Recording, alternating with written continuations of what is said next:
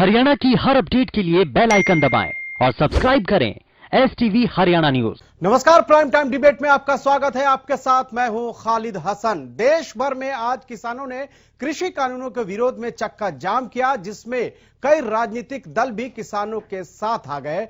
उधर कल फिर से सरकार और किसानों के बीच मुलाकात होगी, जिसको लेकर उम्मीद की जा रही है कि कल इस समस्या का समाधान निकल सकता है।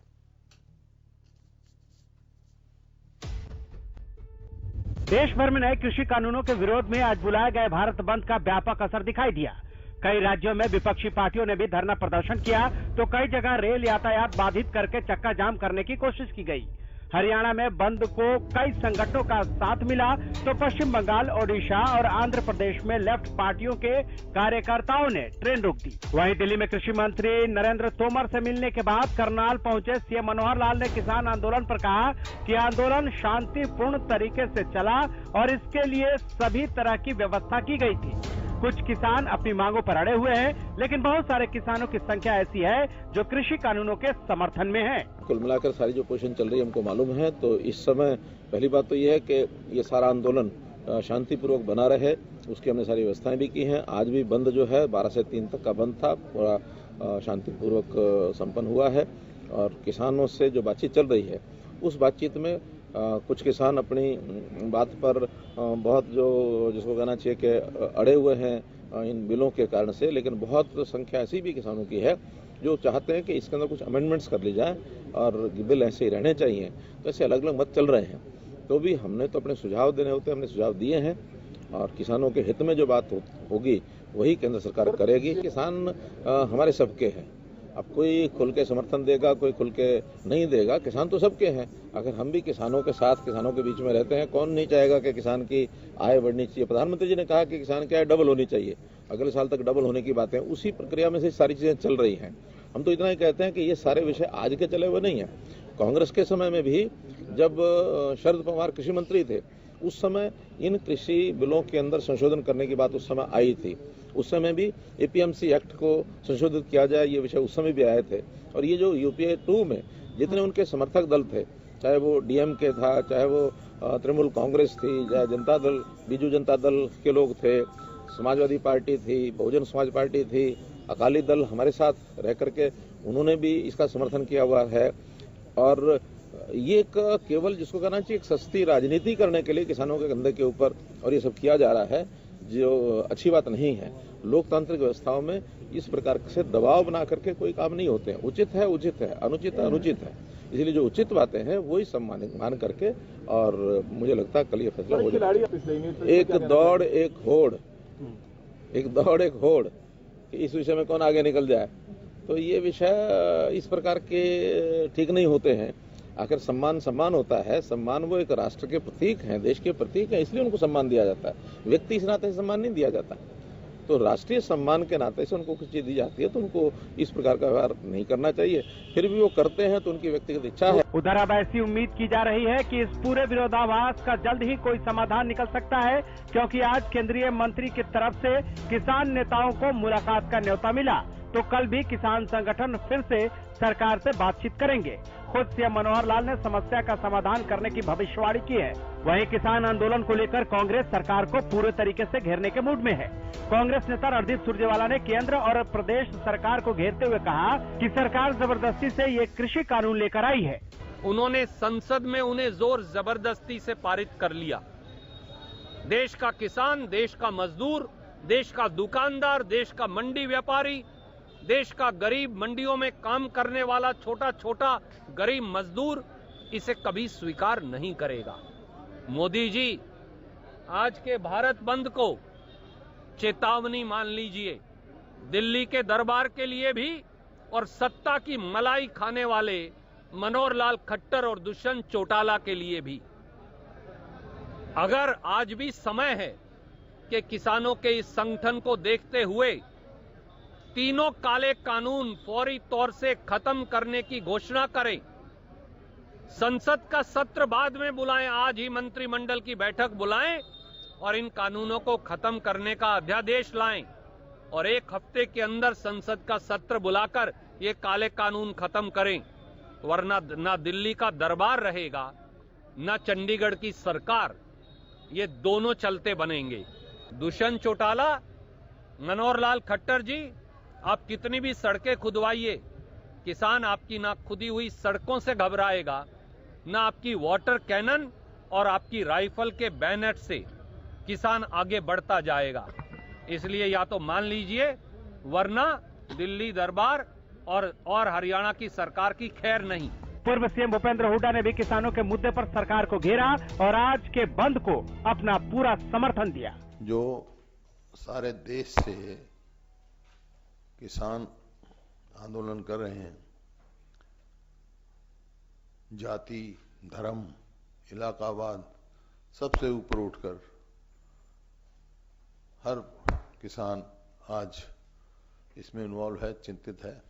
और जो उनका आज बंद का कॉल था, जो अब तक रिपोर्ट आई हमारे पास, पूरी तरह से कामयाब है। और हर संगठनों से, चाहे वो ट्रांसपोर्ट हो, चाहे पेट्रोल पंप की हो और दूसरी हो, ट्रेडर यूनियन हो, सब संगठनों से उसको समर्थन मिल रहा है। इसका मतलब ये है कि आज क्योंकि किसान खुशहाल नहीं है तो कोई खुशहाल नहीं होगा, किसान खुशहाल है तो सब खुशहाल होंगे। उधर किसान नेताओं ने आज फिर प्रेस कॉन्फ्रेंस करके कहा कि हम अपने अधिकार मांग रहे हैं और ये आंदोलन सिर्फ किसानों का नहीं बल्कि पूरे देश का है। किसान नेताओं ने यूपी में किसानों की गिरफ्तारी को लेकर भी बीजेपी सरकार की निंदा की, कहा कि हम अपनी मांगों पर नहीं झुकेंगे। एक तरफ जहां सरकार की तरफ से बार बार बातचीत का न्योता मिल रहा है, लेकिन बातचीत से कोई समाधान नहीं निकल रहा है, वहीं किसान नेता भी कृषि कानूनों को वापस लेने की मांग से बिल्कुल भी हटने को तैयार नहीं है। इसी से अंदाजा लगाया जा रहा है कि कल की किसानों संघ सरकार की मीटिंग कहीं फिर से बेनतीजा न निकले। वहीं आज के गृह मंत्री के न्योते से एक उम्मीद बंधी है कि ये चर्चा का दौर सकारात्मक नतीजों को भी ला सकता है। Bureau report, Haryana news.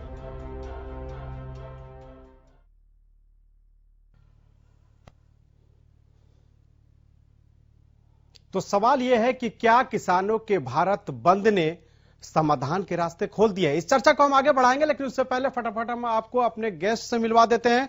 Prahlad Singh Bharukheda, जो कि हरियाणा किसान मंच के प्रदेश अध्यक्ष हैं। सर, स्वागत है आपका। रमन मलिक, प्रवक्ता बीजेपी, वो भी हमारे साथ जुड़ेंगे। निकिता अरोड़ा, प्रवक्ता कांग्रेस की हैं, मैम स्वागत है आपका। और सुखबीर तंवर इनोले से जो प्रवक्ता है वो भी जुड़ेंगे।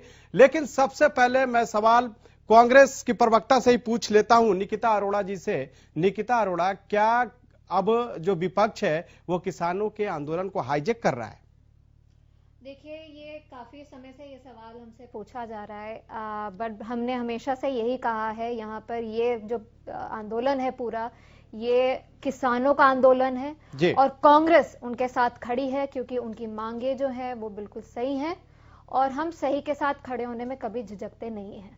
हम किसानों के साथ पहले भी खड़े थे, आज भी खड़े हैं और आगे भी खड़े। ठीक है, कांग्रेस किसानों के साथ खड़ी है, पहले भी और अभी भी। हमारे साथ प्रहलाद सिंह भारूखेड़ा, प्रदेश अध्यक्ष है हरियाणा किसान मंच के, उनसे जानते हैं। प्रहलाद जी, सवाल यह है कि क्या आज जो किसानों ने भारत बंद बुलाया उसका ही असर है कि गृह मंत्री ने किसानों को बातचीत के लिए बुलाया है? बिल्कुल, आज के भारत बंद की सफलता ने ही सरकार को हिला के रख दिया है और उसी के दबाव के अंदर जो ये आनाकानी कर रहे थे, अब ये रात को भी मीटिंग करके बातचीत कर रहे हैं जी। तो ये सरकार के ऊपर आज बहुत बड़ा दबाव और एक ऐतिहासिक रूप से आज भारत बंद हुआ। आज से पहले भी भारत बंद होते रहे हैं कई बार, लेकिन आज जो भारत बंद हुआ वो बहुत बड़ा, और इसमें ये किसानों का मत नहीं, ये देश की आम जनता ने इसको बंद किया है। ठीक है, तो ये बहुत बड़ा जो आंदोलन बन गया है और ये अकेला किसानों का नहीं है, ये आंदोलन देश को बचाने का आंदोलन है। इसलिए देश के हर एक तमाम जो लोग हैं इसके अंदर आंदोलन में शामिल हो गए और आज इस भारत बंद ने सरकार को जो है वो हिला दिया है। ठीक है, रमन मलिक बीजेपी के प्रवक्ता भी हमारे साथ जुड़ चुके हैं, उनसे जान लेते हैं। सर, सवाल यह है कि जिस तरह से आज भारत बंद किसानों ने बुलाया, उसके बाद से सरकार एक्शन में आई और गृह मंत्री ने किसान नेताओं को बातचीत के लिए बुलाया है, क्या सरकार बैकफुट पे है?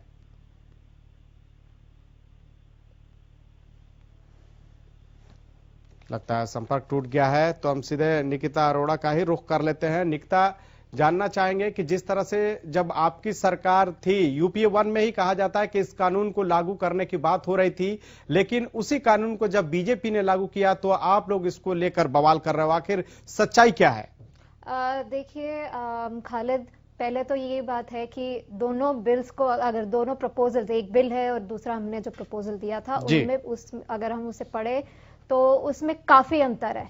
हमने रिफॉर्म्स लाने की बात करी, यहाँ पे कोई रिफॉर्म लाने की बात नहीं हो रही। हमने कहा कि हम हजारों छोटी मंडियां और ऐसी खड़ी कर देंगे जहां पर छोटे किसान और जो मध्यम वर्ग के जो किसान हैं वो उनको इजी एक्सेस मिलेगा और वो खरीद बेच वहां पे हो सकती है।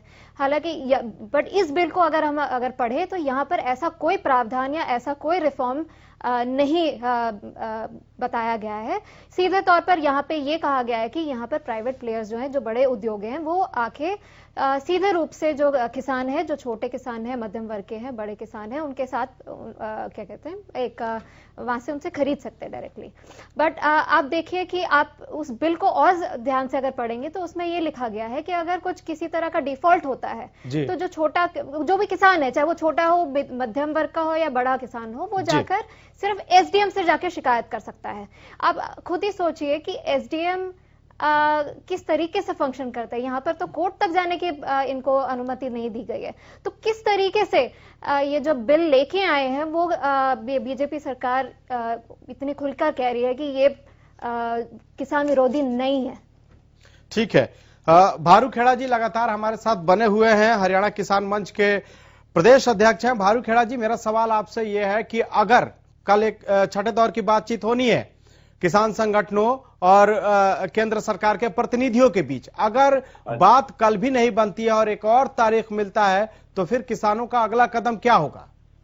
सर, हमने जो है बातचीत करने से कभी मना नहीं किया है। सरकार को पूरा मौका हमने दिया। अब सरकार ने सोचना है कि उसने कल की जो तारीख है उसी पे मानना है या नहीं है। हम अपना जो है वो राशन पानी लेके यहाँ पे आए हैं, हमें जल्दी भी नहीं है। हम कह रहे कोई बात नहीं, आप आराम से कीजिए, हमें जल्दी नहीं है। हम अपने खेतों में काम करके आए हैं, पूरा घर पे सबको पूरे परिवार के साथ सड़कों के ऊपर आए हैं और सरकार से अब बातचीत जो है वो अब सवाल नहीं रहा है। हमने साफ कह दिया, जो बातचीत थी वो हो चुकी है सारी, उसके ऊपर एक एक चीज के ऊपर डिस्कस हो गया है और सरकार के पास इनका कोई जवाब नहीं था। जो ये कह रहे ये कानून है, हमने एक एक बात के ऊपर चर्चा की है इसके ऊपर। अब सिर्फ एक ही बात है, यस या नो।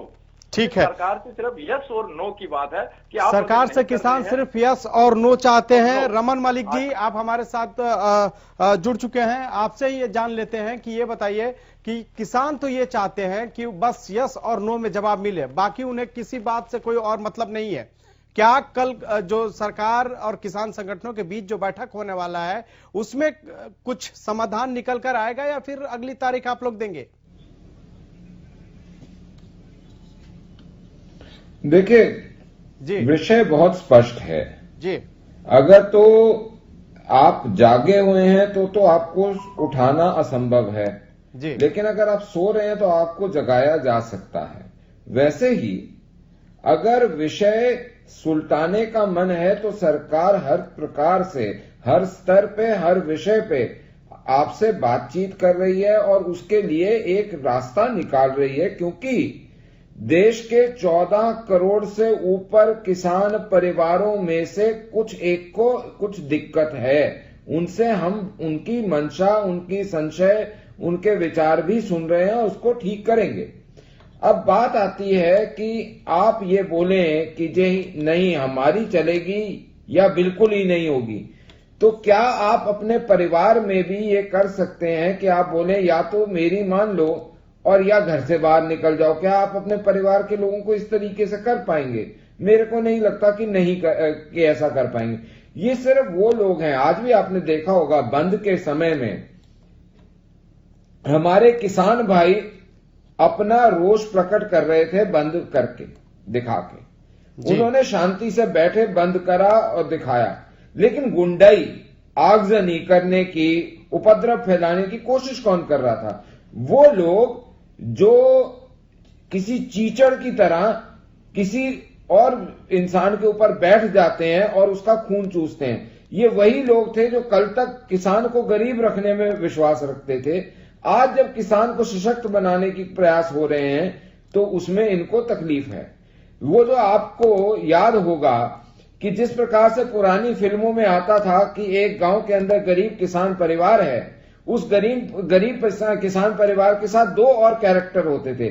एक लालची बनिया, इसमें बनिया बिरादरी को नहीं कह रहा हूं, बट वो जो व्यापार करता है, खरीद फरोख्त करता था वो, और दूसरा जालिम जमींदार। ये वो जो दो कैरेक्टर है ना, जालिम जमींदार और वो बनिया, वो आज भी 70 साल बाद जीवित हैं, लेकिन गरीब किसान वैसे का वैसा किसानों को भी तो यही डर सता रहा है। कॉन्ट्रैक्ट फार्मिंग से हमारे किसानों को यही डर सता रहा है कि जो कॉर्पोरेट के लोग हैं वो जमीन पर उसी तरह से कब्जा कर लेंगे जैसे फिल्मों में। सर मैं उसका भी जवाब दे रहा हूं जी। सर मैं आपको एक सिर्फ 2 सेकंड लूंगा, ठीक है, उसका भी आपको जवाब दे देता हूं, क्योंकि ये आपका बहुत एक वैलिड प्रश्न है जी। और इसका जवाब देना बहुत अनिवार्य है कि ये जो बोला जाता है कॉर्पोरेट आ जाएगा, अब मैं आपको उसका जवाब दे देता हूं जी। एक तो ये बताइए कि अंबानी का जो रिलायंस रिटेल है जी, ये कब से खरीद फरोख्त और बेचना रिटेल में भी और किसान से भी कर रहा है? 2006 से जी। आईटीसी कॉन्ट्रैक्ट फार्मिंग कब से कर रहा है? 2006 से। हिंदुस्तान लीवर किसान नाम की जो अपने प्रोडक्ट रेंज है उसको कब से बेच रहा है भारत में, और उसके लिए प्रोक्योरमेंट कब से करता है? 1980 से। पेप्सिको जो है वो 2004 से कर रही है। अदानी 1990 से फॉर्च्यून तेल के लिए सोयाबीन भी खरीदता है, मूंगफली भी खरीदता है, सरसों भी खरीदता है। ये क्या सारे नरेंद्र मोदी उस समय प्रधानमंत्री थे या ये बिल आया हुआ था? बताइए, मेरे को जवाब दीजिए। आप पूछिए इन लोगों से। निकिता जी हैं कांग्रेस के प्रवक्ता, उन्हीं से जवाब ले लेते हैं। निकिता जी जवाब लाना जरूरी है या नहीं है? ठीक है, निकिता जी से जवाब लेते हैं ना, कांग्रेस के प्रवक्ता हैं, बोलिए मैम। मैं ये कहना चाहती हूँ कि रमन जी अपना होमवर्क तो जरूर करके आए, क्यों ना करके आए, क्योंकि इनके उद्योग दोस्त हैं, इनकी पार्टी से ज्यादा और उनको कौन पहचानता होगा कि वो कहाँ किस जगह पे ये लोग बिजनेस करते हैं। तो जब उनको लगा कि इन बड़े उद्योगों को फायदा नहीं हो रहा तो इन्होंने ऐसा कहा कि चलिए हम 3 ऐसे कानून लेके आ जाते हैं। मैं यहाँ पे फजूल का बकवास नहीं सुनने आया हूँ।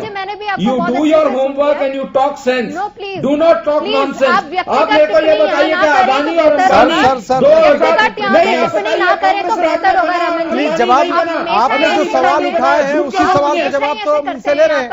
जवाब तो लीजिए, मैं डिबेट सर, जवाब तो सुन लीजिए। सर जब आप बोल रहे थे सच्चाई कड़वी होती है, सच्चाई कड़वी होती है, तो इनको अपने उद्योग, सच्चाई कड़वी नहीं है, मूर्खता कड़वी होती है। मैं राहुल गांधी और राहुल गांधी जैसों के साथ डिबेट करने नहीं आया हूँ। इनको उनका इतिहास सारा पता है, उनको पता है। आप बताइए कब अदानी की फॉर्मेशन कब हुई? तो चलिए मैं 3 ऐसे काले कानून लेके आते हैं जिसमें झूठ बोलते हैं, शर्म भी नहीं आती है। मध्यम वर्ग के महिला और इसलिए उनको मसल देते हैं और उनसे हम जितना बिजनेस ले सकते हैं वो बिजनेस लेंगे। तो साफ तौर पर अरे तो आपने क्यों होने दिया अदानी अंबानी को पैदा? तो आपके दोस्त ही हैं, आपने अदानी अंबानी को पैदा क्यों होने दिया? आप उन्हीं को डिफेंड करेंगे, आप करते रहिए रमन जी। ये तो आप अरे मैं नहीं करूंगा, आप भी करेंगी। बाईपोज में भी देख लिया राजीव गांधी को, आप लोगों ने राजीव गांधी को आपको क्रोनोलॉजी, अमिताभ बच्चन जाके मिलते हैं, बोलते हैं माता जी का कुछ पैसा अंबानी साहब के पास पड़ा है। वो इंसिडेंट आप क्यों भूल गई? क्योंकि आपको हिस्ट्री का ज्ञान भी नहीं है। क्रोनोलॉजी अगर आप देखेंगे कि अरे आप बताओ तो सही यार, जब से ये बिल आया है इन्होंने एक दफा भी कोई हमारे किसान भाइयों से बातचीत करी, ये बिल बनाते हुए बातचीत करी नहीं करी, ये सच्चाई है। बिल बनाने के बाद हमारे देश के ऊपर ये बिल थोपा जाता है। अरे वेबिनार हुए, उसके रिकॉर्डेड है। रहने दीजिए वेबिनार, कितने लोग आपके वेबिनार रिकॉर्डेड है। आप, मैं तभी तो बोलता हूँ, आप अभी अपरिपक्व हैं, डिबेट करने के लिए अपरिपक्व हैं। आपके पार्टी के थोड़ा सा बड़ा हो जाइए, समझदारी ले आइए, फिर मेरे साथ डिबेट करेंगे। ठीक है, हमारे साथ एक और मेहमान सुखबीर तंवर भी जुड़े हुए हैं, एनएलओ प्रवक्ता, उनसे भी एक छोटा सा रिएक्शन ले लेते हैं ना। मैं बात आपको मैं सिर्फ इतना बोलूंगा, अपरिपक्व प्रवक्ता मत लाया करिए। के लेके आए राज्यसभा में, किस तरीके से पारित हुआ हम सभी को पता है। और उसके बाद जिस प्रकार खट्टर सरकार ने हमारे किसान भाइयों को आतंकवादी जैसा उनके साथ सलूक किया, उनको आतंकवादी, गुंडे ऐसे भद्र शब्दों के साथ उनको बुलाया गया। ठीक है हमारे साथ सुखबीर तंवर जी जुड़े हुए हैं, इन्होंने का प्रवक्ता सुखबीर जी। सुखबीर जी आपसे मेरा सवाल यह है कि क्या विपक्ष किसान निकिता जी प्लीज इंदिरा गांधी को उड़ा दिया, रमन जी प्लीज दूसरे गेस्ट उनकी आप जय रिएक्शन लेने दीजिए प्लीज। हमारे किसान भाइयों पे ये याद रखिए, भगवान से डरिए रमन जी। निकिता जी हमारे साथ सुखबीर तंवर जी, डरिए आप। निकिता जी सुखबीर तंवर जी हमारे पास जरा उनके पास भी तो फोन लाइन पर हमारे साथ जुड़े हुए हैं। मोदी को ठोकेंगे, देश के एक प्रधानमंत्री को ठोक दिया, दूसरे को ठोकेंगे, इसको आप बर्दाश्त करेंगे? किसान जो हमारा पेट पालता है उसके ऊपर आप ऐसी बातों को बर्दाश्त कर सकती हैं? डरिए। ठीक है एक सवाल है छोटा सा निकिता जी, सुखबीर तंवर के पास जाना चाहेंगे। सुखबीर तंवर हमारा सवाल यह है कि क्या विपक्ष किसान आंदोलन के बहाने सरकार पर दबाव की राजनीति कर रहा है? बर्दाश्त करेंगी? देखिए, जिस प्रकार से भारतीय जनता पार्टी और कांग्रेस के प्रवक्ता मुख्य मुद्दे से हटना चाह रहे हैं, भागना चाह रहे हैं, इन दोनों को मैं कहना ये चाहता हूं, जिस प्रकार से 2012 में इसी प्रकार के कानून कांग्रेस का प्रयास था लाने का, आज 2020 में भारतीय जनता पार्टी लेके आई है। दोनों एक ही थैली के चट्टे बैठे हैं। इनका किसान से ना कांग्रेस का ना भारतीय जनता पार्टी का कोई सरोकार नहीं है। आज जब किसान पूरा का पूरा देश बंद हुआ है, जिस प्रकार से कांग्रेस की प्रवक्ता मौजूदा बात कर रही है, रमन मलिक जी बात कर रहे हैं, आप बता दें रमन मलिक जी, इस बिल में ये जो तीनों बिल है, 2 कृषि कानून, काले कानून और 1 आवश्यक वस्तु अधिनियम में संशोधन, इनमें कौन सी एक बात किसानों के पक्ष में है? एक भी आप किसानों के पक्ष की बात बता दें आप इनमें। मैं बता सकता हूं आपको, मैं अभी आपको 3 बातें बता देता हूं तंवर साहब, जो किसानों के हक में और जो पहले। अरे 3 देता हूं ना भाई, एक की छोड़ो 3 देता हूं। अरे बताता हूं, देखो, एक तो 3 दिन के अंदर पैसा देना अनिवार्य है, 3 दिन के अंदर पेमेंट करना अनिवार्य है। दूसरा, जमीन के ऊपर कोई करार नहीं होगा, किसी तरीके का लीज मॉर्गेज कुछ नहीं होगा। और तीसरी चीज जो 5 नंबर में लिखी हुई है वो ये है कि अगर कोई भी जिसमें वेरिएशन भावतोल की बात आएगी तो वो चीज एमएसपी के माध्यम से गारंटी होगी जो एपीएमसी में होगी। अब बताओ, ये 3 पॉइंट का आपके पास क्या कहना है? ये किसानों को नहीं समझा पा। अरे साहब बताओ ना, मैंने तो 3 पॉइंट गिनवा दिया, अब आप बताओ। सीधी बात बताएं जो किसानों के हक की। अरे सुखबीर भाई आप बताओ ना, बात बताओ। आपने मेरे से एक पूछा था, मैंने आपको 3 बताया, अब आप बताइए। आप सुन तो लीजिए क्या कह रहे हैं सुकांत सिंह, सुकांत तंवर जी। ऐसा नहीं है जो किसानों के हक में हो। आप सिर्फ बरगलाने की बात कर रहे हो, आप बहकाने की बात कर रहे हो, आप किसानों को तोड़ने की बात कर रहे हो, आपने किसानों को रोकने का प्रयास किया, आज आप मजबूर हो चुके हो। अरे दादा, मैंने तो 3 आपको बता दिए ना प्रावधान जो किसानों के हित में है, आप उनको गलत बताइए, डिबेट करिए। बंद के बाद वो अपने आप में आपकी आंख खोलने वाला है, आप सच्चाई से जी नहीं चला सकते। ठीक है, हम रिएक्शन एक प्रहलाद सिंह भारूखेड़ा से भी ले लेते हैं जो किसान नेता हैं। सर मेरा सवाल यह है कि जिस तरह से बीजेपी कहती है कि कांग्रेस ये कानून लेके आ रही थी, अब कांग्रेस कहती है कि बीजेपी ने ये कानून लागू करके किसानों का हित किया है, आखिर आपके बारे में किसानों का हित कौन पार्टी कर रही है? क्या इस पर अब सियासत होने लगी है? ये सर अभी जो आंदोलन बन गया है तो इसमें सभी जो राजनीतिक दल हैं वो अपनी वोटों की फसल जो है इसमें देख रहे हैं और तलाश कर रहे हैं जी। असल में ये जो 1990 के अंदर आपको याद होगा एक डंकल प्रस्ताव आया था और उसमें नारे लगे थे कि डंकल अंकल मुर्दाबाद, और बहुत से बुद्धिजीवियों ने कहा था कि ये जो डंकल प्रस्ताव आ रहा है ये आने वाले दिनों में देश की खेती और देश के जो रोजगार है उनको खत्म कर देगा।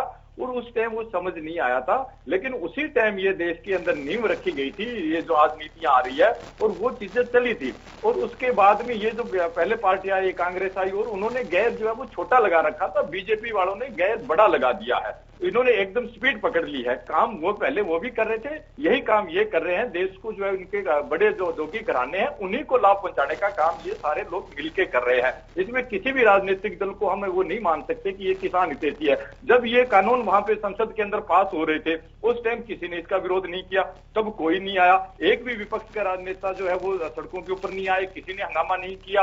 आज जो पूरे देश के किसान सड़कों के ऊपर आ गए हैं तब ये सारे मिलकर आज इनको किसानों की दिखा रहे हैं अपने आप को कि हमें देखो जी किसानों की कितनी बड़ी चिंता है। आज देश का किसान और आम जनता समझ चुकी है कि राजनीतिक दल है, इनको चिंता वास्तव में किसकी है? इनको चिंता है तो अपनी जमीन बचानी है, राजनीतिक जमीन, और औद्योगिक घरानों के साथ मिलकर ये जो जिस तरीके का गेम कर रहे हैं, ये अपनी दलाली जो पक्की कर रहे हैं, चाहे वो बीजेपी के लोग हैं, चाहे इससे पहले सत्ता में रहे, सब लोगों ने किसानों के साथ शोषण किया है। यहाँ हरियाणा के अंदर भी आप देखोगे, बीजेपी के टाइम भी किसानों के ऊपर लाठीचार्ज हुआ है, कांग्रेस के टाइम भी हुआ है, इनेलो के टाइम भी हुआ, सबने किसानों के ऊपर जब ये सत्ता के अंदर आए, इन्होंने किसानों के साथ धक्का करने का काम सब यानी जब जो सत्ता के बाहर रहता है वो विरोध करता है, और फिर जब सत्ता में आता है तो उसी नीतियों को लागू करता है। सवाल यह है कि जिस तरह से किसान लगातार ये कोशिश कर रहे हैं कि उनकी जो समस्या है उसका समाधान निकले, उन्हें एमएसपी मिले, मंडियां बरकरार रहें, और इसके लिए वो चाहते हैं कि जो सरकार है वो उन्हें लिखित दे।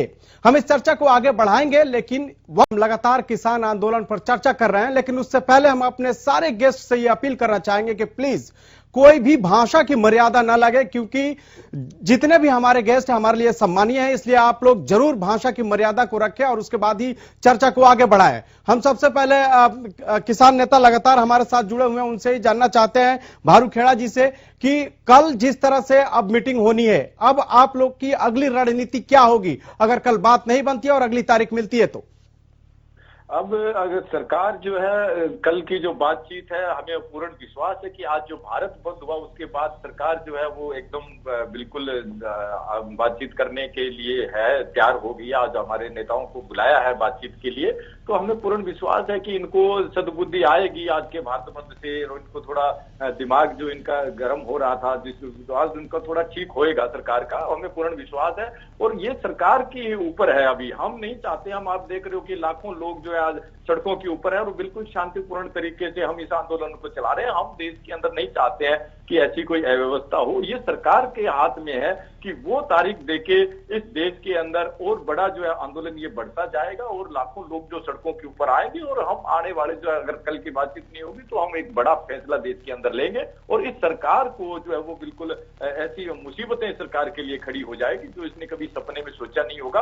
क्योंकि एक ऐतिहासिक आंदोलन है, एक बहुत बड़ा आंदोलन ये हुआ है, और सड़कों के ऊपर घर बसे हैं क्योंकि हम पूरी तैयारी करके आए हैं। और हमारे जो है सरकार को अब हमारे को या तो गोली मारेगी सरकार या हमारी बात मानेगी, इसके अलावा सरकार के पास कोई रास्ता नहीं बचेगा, क्योंकि हम वापस जाने वाले नहीं है। इस देश को जिस तरीके से हमारे देश के लाखों लोगों ने शहादतें देके, भगत सिंह, राजगुरु, सुखदेव, उधम सिंह, करतार सिंह सराफा जैसे लोगों ने शहादतें देके इस कंपनी राज से मुक्ति हमें दिलाई थी, और आज ये लोग जो है सत्ता में बैठे हैं, इसको दोबारा से कंपनियों के हवाले करने जा रहे हैं। ये देश की जनता किसी भी सूरत के अंदर बर्दाश्त नहीं करेगी।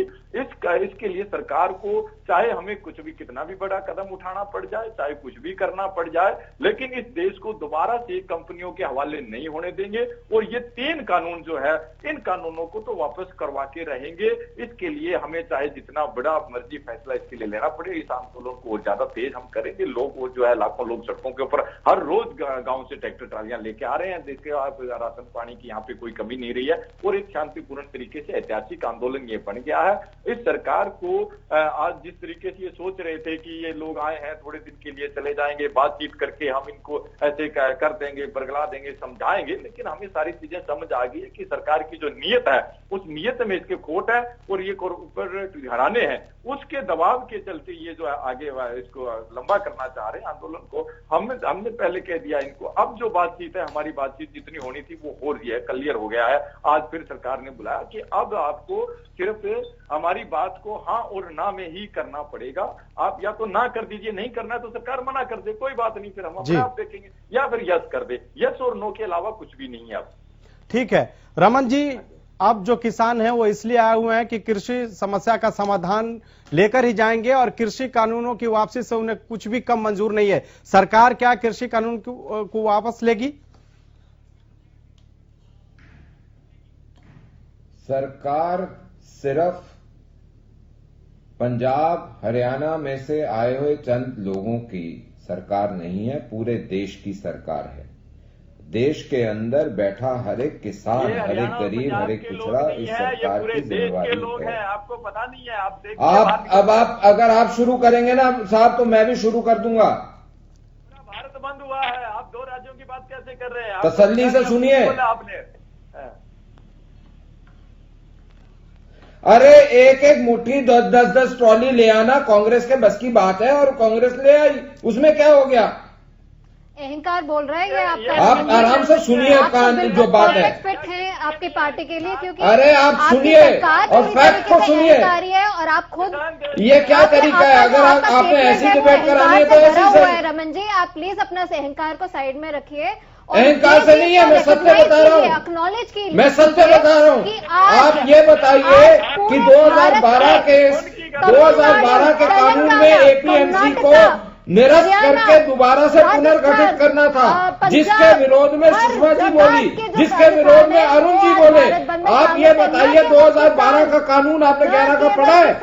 नहीं पढ़ा होगा। जो डिबेट में आया आपने पढ़ा उसको? खड़े रहे हैं। ये क्या तरीका है? अगर आप ऐसे नकारेंगे तो ये आपको ये तरीका नहीं है साहब डिबेट करने का। बारे में पता है, ये आपकी भाषा में ये डिबेट करने आए हो या धमकी देने आए हो? कितना आप लोग आप डिबेट करने आए हो, धमकी देने आए हो? आपकी भाषा में प्रतीत होता है रमन जी। आप डिबेट करने आए हो कि धमकी देने आए हो? आपने धमकी मुझे दी, आप पहले व्यक्तिगत आपसे धमकी नहीं देना है किसी को। हम एक शालीनता के साथ यहाँ पे डिबेट करने के लिए बैठे हैं, किसी पर आरोप प्रत्यारोप लगाने के लिए नहीं बैठे हैं। सुखबीर हमारे साथ, सुखबीर जी लगातार बने हुए हैं। सुखबीर जी, जिस तरह से आज हरियाणा के सीएम ने केंद्रीय कृषि मंत्री से मुलाकात की और उसके बाद उन्होंने उम्मीद जताई है कि कल जो मीटिंग होगी उसमें कुछ समाधान निकल कर आ सकता है सामने, आपको क्या लगता है? देखिए खालिद जी, जिस प्रकार से आपने हरियाणा के मुख्यमंत्री का सवाल किया, हरियाणा का मुख्यमंत्री तो औचित्यहीन हो चुका है। कारण ये है, जिस दिन से यह आंदोलन हुआ है, सबसे पहले जिस प्रकार से पीपली में लाठीचार्ज हुआ, उसके बाद आपका इसमें सिरसा में हुआ, किसानों से मुख्यमंत्री जी को कुछ नहीं लेना है। भारतीय जनता पार्टी हर संभव प्रयास कर रही है कि किसान आंदोलन को कैसे तोड़ा जाए। किसानों को खालिस्तानी बीजेपी का आईटी सेल कह रहा है, निरंतर आतंकवादी बता रहा है, देश को धर्म और जाति के नाम पे तोड़ने का प्रयास भारतीय जनता पार्टी कर रही है। और तीनों किसानों के निसंदेह सोचे ये तो आप लोग कर रहे हो साहब। किसानों के लिए एक भी कुछ नहीं है। और जिस प्रकार से अभी रमन मलिक जी कह रहे थे हरियाणा पंजाब का नाम लेके, ये भारत के सर मैंने तो आपको 3 बताए, आपको जवाब नहीं दिया गया। समस्त भारत का किसान आज खून के आंसू रो रहे हैं। और अरे आपको मैंने तीन बीच में से क्लॉज बताए जो किसानों के पक्ष के हैं, आपने मेरे से एक पूछा था, आपसे जवाब नहीं दिया गया। सामने आया है निसंदेह, जिस प्रकार से किसानों अरे जवाब तो दे दो दादा। में बात करो या तो ये तीनों काले कानून वापस लो, वरना आप मना कर दो। जब किसान अरे हाँ और ना में क्या, आप अपने घर में भी बात करते हो किसी से? आपने मनमानी कर ली, आपने लोकसभा में प्रश्नकाल ना करा के। अरे मनमानी किसी ने नहीं करी है, लेकिन आप धमकी देकर उनके काम नहीं करा सकते किसी से। आप अपने घर में अपने बच्चे को भी धमकी 4 बारी दोगे, 5वीं बारी बोलेगा जो करना कर ले भाई। ऐसे नहीं बात होती है भाई साहब। बैठे हुए लोगों का नहीं है, ये देश सबका है और सब लोगों की बात सुननी पड़ेगी। हो चुके हैं आप इतनी, तो ये देश सबका है, वही तो आपको बोल रहे हैं। आप मेरे को ये बताइए कि कौन सी चीज आपको परेशानी दे रही है, जब केंद्र सरकार के मंत्री ने ये बोला कि हम लिख के देने को तैयार हैं कि एमएसपी जैसे चल रही थी 1966 से वैसे चलती रहेगी, तो इसमें आपको दिक्कत है? आप बताइए उसमें क्या दिक्कत होनी चाहिए? पूरे देश का किसान अलग अलग जगह पे आंदोलन रहता है, आप हरियाणा पंजाब का नाम लेके आंदोलन को खराब करना चाहते हैं? तो क्यों आपके केंद्रीय गृह मंत्री बात करें किसानों से? अरे बिल्कुल है, क्यों नहीं है? हर एक व्यक्ति की व्यक्तिगत विचारधारा है, तो किसी व्यक्ति की विचारधारा कैसी होगी, किसी की कैसी होगी? कोई इनके साथ होगा, कोई हमारे साथ होगा, उसमें कोई दो राय नहीं है। सर इस तरह से डिबेट सब लोग बोलेंगे तो बात समझ नहीं आएगी कि कौन क्या बोल रहा है। सर रमन जी आपसे ही सवाल है। सवाल यह है कि किसान सिर्फ एमएसपी मांग रहा है, गारंटी मांग रहा है, लिखित मांग रहा है, दे दीजिए ना सर, क्यों ठंड में उसको ठुठुरा रहे हैं? कानूनों की वापसी मांग रहा है। अरे तो मैं वही तो बोल रहा हूँ, आप सुनने को तैयार नहीं है, क्योंकि ये लोग सुनने को तैयार नहीं है। आप मेरे को सिर्फ इतना बताइए, अगर केंद्रीय मंत्री सोमपाल जी ने ये टीवी पे भी आके कह दिया, अब ये देखिए सुनना नहीं चाहते हैं, ये अलग विषय है। केंद्रीय मंत्री सोमपाल जी ने ये कह दिया कि लिखित में हम ये देने को तैयार हैं कि एमएसपी 1966 से जैसे चल रही थी वो वैसी ही चलती रहेगी, मंडी जैसी चल रही है वैसी चलती रहेगी, एमएसपी हर साल बढ़ के आएगी।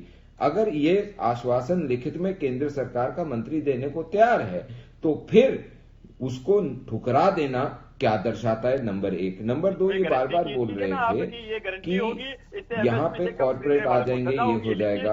आप देखिए प्लीज, अगर आप सुनना चाहेंगे तो अच्छी बात है, और नहीं सुनना चाहते तो फिर भी अच्छी बात है। बट पॉइंट इतना सा है, मैंने शुरू में भी आपसे यही कहा कि 70 साल पहले भी और 70 साल बाद भी एक गरीब किसान, एक धनाढ्य और तीसरा एक जबरदस्त जमींदार, ये तीनों कैरेक्टर हिंदुस्तान की किसानी में से नहीं निकल रहे।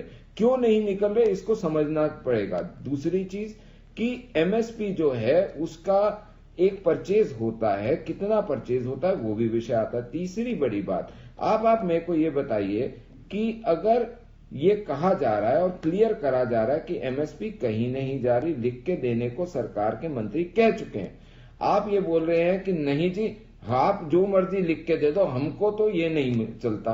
नहीं, वो तो गारंटी मांग रहे हैं सर कि आप लिख के दो कि कभी खत्म नहीं होगा। आप बैठे जो कभी खत्म नहीं होने की गारंटी मांग रहे हैं। अब उसके बाद और क्या आपको चाहिए? एक तरफ से आश्वासन दिया जा रहा है कि एमएसपी खत्म नहीं होगी, तो फिर लिख के देने में क्या दिक्कत है? अरे लिख के देने को तैयार है। सोमपाल जी ऑन रिकॉर्ड एएनआई पे बोल चुके हैं। आज से 4 दिन पहले 5 दिन पहले सोमपाल जी जो केंद्रीय मंत्री हैं पीयूष गोयल जी के साथ, उन्होंने बकायदा एएनआई को साक्षात्कार देते हुए वे बोला है ठीक है। लिख के देने को तैयार है। निकिता आखिर पेज क्यों फंस रहा है? जब सरकार की ओर से कांग्रेस से भी रिएक्शन ले लेते हैं। थोड़ा सा आप लोग धैर्य बना के रखें। निकिता, जब सरकार की ओर से कहा जा रहा है कि एमएसपी लिख को देने के लिए तैयार है, तो फिर पेज कहां फंस रहा है?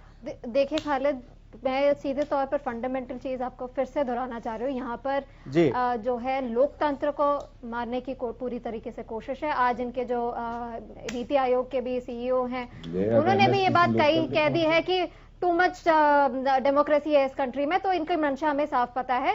अगर इनकी नीयत वाकई में सही होती तो ये शुरुआती दिनों में ही हमारे किसान भाइयों के साथ बैठते हैं, उनसे सलाह मशवरा करते हैं। बट इनको कंसेंसस बिल्डिंग में इनको कोई रुचि नहीं है। दो महीने से हमारे किसान भाई धरने पे हैं, उनसे कोई मिलने नहीं गया, उनकी कोई बात सुनने नहीं गया। वो जब दिल्ली आए तो दिल्ली एंटर करने क्यों नहीं दे रहे? रामलीला मैदान में वो अगर प्रोटेस्ट करना चाहते हैं तो रामलीला मैदान में क्यों प्रोटेस्ट करने नहीं दे रहे? उल्टा इस अहंकारी सरकार ने, खट्टर सरकार ने, दुष्यंत चौटाला जी की सरकार ने यहाँ पर तो एनएच जो हमारे नेशनल हाईवे उनको तोड़ दिया, वहां पर बैरिकेडिंग कर दी, उनके वहां पे बार कर दिए, जो कांटों भरे वायर लगा दिए, वाटर कैनन छोड़ दिए। उनसे कितनी बारी हमारे किसान भाई कहते रहे कि प्लीज हमसे बात कीजिए, प्लीज हमसे बात कीजिए। एक दफा इन्होंने बात नहीं करने की इन्होंने चौटाला जी जो कहता है कि मैं किसानों का रक्षक हूँ, उनसे जब मिलने की बात आई उन पर लाठीचार्ज कर दिया गया, उन पर जो टियर गैस शेल बरसा दिए गए। अंत में हमारे जो खट्टर साहब है वो ये भी कह जाते हैं कि ये हमारे किसान भाई नहीं है, ये तो आतंकवादी है, ये गुंडे हैं। आप सोचिए कि इतने 2.5 महीने से जो चलता आ रहा है, क्या ये बात सही है? घुसेंगे उनके लिए बताइए, इस बात का क्या इनके पास कोई जवाब नहीं है यहाँ पर? एंकर साहब सवाल का जवाब तो ले लो जो आपने पूछा था। और मैं एक छोटी सी बात और कह दूं कि एक स्टेट्समैन तभी बनता है जब वो जो हमारी जनता इतने तादाद में बाहर आकर कह रही है कि यह कानून हमारे लिए अच्छा नहीं है। वो एक क्रूशल स्टेक होल्डर है, जो क्रूशल स्टेक होल्डर है जिनके लिए आपने बिल बनाया, वो खुद आके कह रहा है ये मेरे हित में नहीं है बिल, इसको वापस लीजिए। तो एक स्टेट्समैन का काम होता है कि जब ऐसा हो तो वो कानून वापस लें। अहंकार अगर ये रखेंगे और उन पे मारपीट करेंगे, इस तरीके से उनको रोकेंगे दिल्ली आने से, भाई इनके बाप दादा का थोड़ी है, सभी का है दिल्ली, तो सभी को अंदर आने की वो होनी चाहिए। क्यों उनको रोका गया वहां पर? बताइए, ये स्टेट्समैन होने का नहीं है। मोदी जी स्टेट्समैन नहीं है। अगर स्टेट्समैन होते तो मैं आज उनको कहती हूँ, अगर आप स्टेट्समैन अपने आप को कहते हैं तो please rise above, rise above. जो आपके जो किसान भाई हैं, जो आपके प्लेट पे जो हमारा खाना डालते हैं, उनकी बात सुने, और अगर वो चाहते हैं कि ये 3 काले कानून वापस लिए जाए, उनको चुपचाप ले लें वापस, तभी वो स्टेटसमेंट कराएंगे। नहीं ठीक तो है, सुखबीर जी भी लगातार हमारे साथ जुड़े हुए हैं। सुखबीर जी, मेरा सवाल यह है कि आपने कल भी कहा था यहाँ पर कि कल आपके नेता जो है वो किसानों से मिलने जाएंगे, क्या वो कल जा रहे हैं, और जाएंगे तो फिर आगे की रणनीति क्या है इनेलो की किसानों को लेकर? खालिद जी, सर्वप्रथम तो जो मैं रमन मलिक जी सवाल पूछना ये चाहता हूँ, आखिर ऐसी सरकार की क्या मजबूरी थी जो वैश्विक महामारी कोरोना काल में अध्यादेश लाए, और उसके बाद लोकसभा में प्रश्नकाल क्यों नहीं हुआ और राज्यसभा में मत विभाजन क्यों नहीं हुआ? इसके बाद मैं आपके सवाल पे आता हूँ। विषय ये है, इंडियन नेशनल लोकदल जिस दिन से अध्यादेश आए और उसके बाद इन्होंने जो ये काले कानून बनाए और जिस प्रकार से लोकतंत्र के साथ खिलवाड़ किया गया, हम निसंदेह किसान के साथ हैं, और जिस तरीके से जो हम मदद किसान की कर पाएंगे वो जरूर करेंगे। कल हमारी पार्टी के महासचिव चौधरी अभय सिंह जी चौटाला किसानों को समर्थन देने के लिए आएंगे बॉर्डर पे, और पूरी इंडियन नेशनल लोकदल की समस्त प्रदेश की टीम कल से किसानों के साथ रहेगी, और इनको ये काले कानून वापस लेने ही पड़ेंगे। इन्होंने जो ये कर सकते थे किसानों के साथ, चाहे पीपली में किया, चाहे सिरसा में किया, चाहे अब अम्बाड़ा से रोकना शुरू किया था, अब कर चुके हैं। इनके बस की सिर्फ यही था, इसके अलावा कुछ नहीं कर सकते। ये असधर्मिता पे आ चुके हैं, इनको सब तरह का खतरा हो चुका है। आज केंद्रीय गृह मंत्री को भारत बंद को देखते हुए बात समझ में आ जानी चाहिए, और नहीं आई है तो आर पार की लड़ाई होगी। और निसंदेह जिस प्रकार से 70% के करीब सब कुछ किसान पे है, जिस प्रकार से अर्थव्यवस्था को बचाया किसान ने, तो इस देश को भी किसान ही बचाएगा। इन लोगों को रमन जी कैसे स्थिति को संभालेंगे? किसान भी आर पार की लड़ाई की बात कर रहा है और विपक्ष भी, दोहरे मोर्चे पे आपको लड़ना है, कैसे मामले को संभालेंगे आप? देखिए, क्योंकि ये मामला जितना लंबा खींचेगा उतनी ही मुश्किल होगी। मैं बता रहा हूं, किसान की वैचारिक लड़ाई है, कुछ किसानों संगठनों की वैचारिक लड़ाई है। कुछ की नहीं रमन जी, हम बार-बार आपको करेक्ट कर रहे हैं, कुछ की नहीं है ये लड़ाई। अरे फिर बीच में कूदे, देखो दर्द देखो कितना है कि आपके सामने नहीं आने देना चाहते।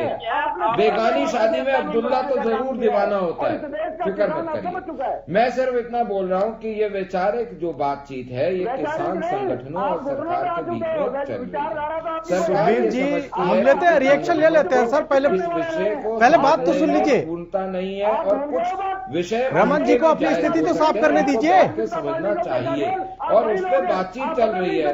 बीच में कुछ कीटाणु आ जाते हैं रोशनी देख के, उसमें हमारे को कोई दिक्कत नहीं, लेकिन फैक्ट यही रहेगा कि किसान पूरे देश का सुखी रहे, इसका समाधान करना सरकार का दायित्व है, जो पूर्ण करेगी। बनाने का प्रयास किया है आपने, ऐसा कौन सा काम नहीं किया जो आपने नहीं किया? ठीक है, आप कौन बीच में बोल रहे हो? Bharukheda ji, Sukhbir ji please, Sukhbir ji please, Sukhbir ji please, आपको सबक सिखाएगा।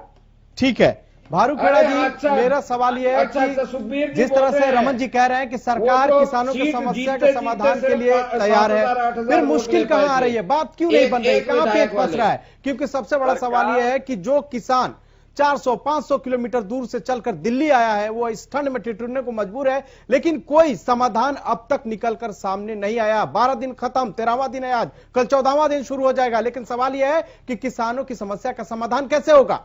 क्या चाहते हैं आप लोग? हम लोग पहले भी बताया, हम चाहते हैं यस और नो, 3 जो कानून है ये वापस हो, और इसी को लेके हम पूरा मन बना के आए। हम इससे पहले राज्य के अंदर हमने प्रोटेस्ट किया है, दिल्ली में हम ऐसे ही नहीं आगे एकदम आए हैं। पहले भी सरकार को हमने चेताया है कि अगर 26 तारीख को हम दिल्ली की तरफ आ रहे हैं, अब सरकार हमारी बात सुने, लेकिन सरकार ने बात सुनी नहीं। सरकार ने आंदोलन को दबाने के लिए जो है वो दमन करने का काम किया। जब पीपली गए तब लाठी मारी, जब हम सिरसा के अंदर प्रोटेस्ट किया तब हमारे ऊपर जो पानी की बौछारें फेंकी, आंसू गैस के गोले फेंके गए। 2 महीने से दुष्यंत चौटाला और रंजीत चौटाला की कोठी के आगे हमारा धरना, वहां पे पक्का मोर्चा लगा हुआ है, और हमने इनको पहले कहा था कि ये पक्के मोर्चे अब हम घंटे 2 घंटे वाला आंदोलन हम नहीं करेंगे। हमने मन बना लिया पूरा कि इस देश को हम बचाने के लिए अपना घर छोड़ के सड़कों पे आएंगे और पक्के मोर्चे सड़कों पे हमारे लगेंगे। तो हमने दिल्ली की तरफ कूच किया। सर मेरा एक सवाल है, प्लीज मेरे को समझाइए। अब इन्होंने देख लिया कि हम रुकने वाले नहीं है, तो सर मैं आपसे कई बार बातचीत कर लिया है। मान्यवर, मैं आपसे सर जवाब ले लीजिए, मैं आपको मौका दूंगा। यस और नो हमें चाहिए, यस और नो, इससे ज्यादा कुछ नहीं है। और ये जो बार बार ये कह रहे हैं कि किसान जो है सर ये यस नो तो हम शुरू से सुन रहे हैं। मैं एक सवाल जायज सवाल है, मैं उसको पूछना चाहता हूँ, किसान नेता से पूछना चाहता हूँ, क्योंकि मैं उनके मन की बात समझना चाहता हूँ। इससे पहले बहुत सी चीजें उन्होंने भानुखेड़ा साहब नहीं आ सड़कों से, लेकिन जब हमें ठीक है भानुखेड़ा जी जवाब ले लीजिए, रमन जी से जवाब ले लीजिए। रमन जी प्लीज जल्दी से आप 1 मिनट के अंदर इस मामले को, इस जो भानुखेड़ा जी मैं कोई जवाब नहीं दे रहा, मैं सिर्फ एक सवाल है जो मैं समझना चाह रहा हूं, मेरी समझ से परे है, हो सकता है आपको पता हो, इसलिए मैं समझना चाह रहा हूं। पंजाब के अंदर इन तीनों कानूनों के विरुद्ध एक और कानून लाके इनको निरस्त कर दिया गया, वहां पे ये लागू नहीं है, नंबर 1। नंबर 2, उन्होंने ये कहा है कानून के अंदर चौथे में कि अगर कोई एमएसपी से नीचे खरीदता है जबरदस्ती करके तो उसको अरेस्ट करा जाएगा। मेरी पूरा प्रश्न समझ लें क्या है। तो मेरा प्रश्न इतना सा है सर कि जब जिस प्रदेश के अंदर कानून वैध ही नहीं है, वो लागू ही नहीं है, तो उसमें वहां के किसानों को ये कैसे प्रभावित करेगा, ये समझाइए। हमारे किसान ठीक है निकिता जी जल्दी से 10 सेकंड में जवाब दीजिए, हमारे पास वक्त की कमी है। अरे आपसे सवाल नहीं था, पंजाब जो है सर, पंजाब के आपसे सवाल नहीं है, उनको सर जवाब ले लीजिए, वक्त की कमी है प्लीज। बात का मैं सर रमन जी वक्त की कमी है, जवाब तो ले लीजिए। और आपने मान भी लिया कि हमने ऐसा कानून नहीं, तो इनसे सवाल तो नहीं करा, मैं तो किसान नेता से सवाल करा, ये कौन बीच में आ जाती है? बट मैं सर जवाब तो लीजिए। किसान सारे इकट्ठे हैं, अरे पूरे आप देश के बीच में किसान मत पड़िए साहब, मेरे को उनसे सवाल करने दीजिए, आप क्यों बीच में आती वक्त है? की कमी है। कानून ना हो, ऐसा कानून अरे सर आप जवाब दो ना, ये बीच में क्यों आ रही है? आपने इनको क्या वकील? सर हमारे पास वक्त की कमी है, मैं लगातार ये कोशिश कर रहा हूं कि आप लोग 10 सेकंड में अपना जो आपकी बात है वो रखिए, क्योंकि हमारे पास टाइम नहीं है।